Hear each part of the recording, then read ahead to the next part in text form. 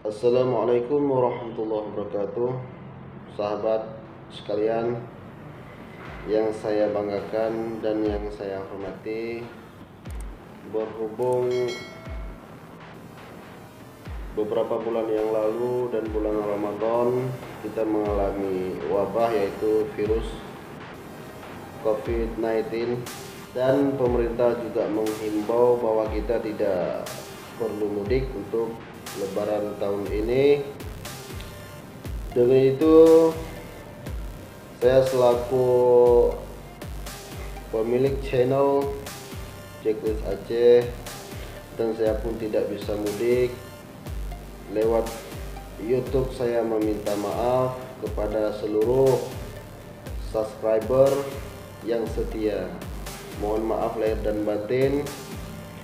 Selamat menjalankan Hari Raya Idul Fitri 1441 Hijriah.